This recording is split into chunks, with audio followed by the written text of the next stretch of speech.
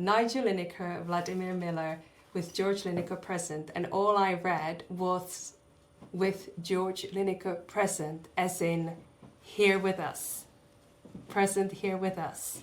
Yeah, and I wonder whether maybe if it's okay to go there, whether you would share how your relationship with George has kind of transformed into something else now. Is that okay? Yeah, sure. So I think first of all, it's remarkable that you're showing me that, because I haven't noticed it, even though I prepared it. I thought it was saying that Vladimir and I, with George Linacre, because his music is there, absolutely.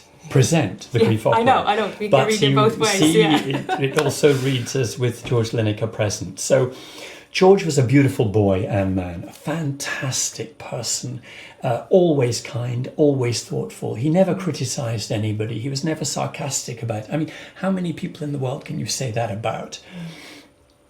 And he was a musician. He was a bass musician in the progressive rock band Eschar, E-S-C-H-A-R, and they performed in Britain and occasionally Germany. Very, very good. I mean, and you can find them on YouTube. They're tremendous. And George and I had a nice, friendly, cordial relationship, so far as I could tell. But George was quite shy, was how I interpreted how he was being. He was shy, except when he was on stage. Even then, he actually found it difficult, we now know. So very, very introvert, but close. We would hug a lot. Well, I would hug him, and he would kind of hug back. He would put up with the dad hugs, right? So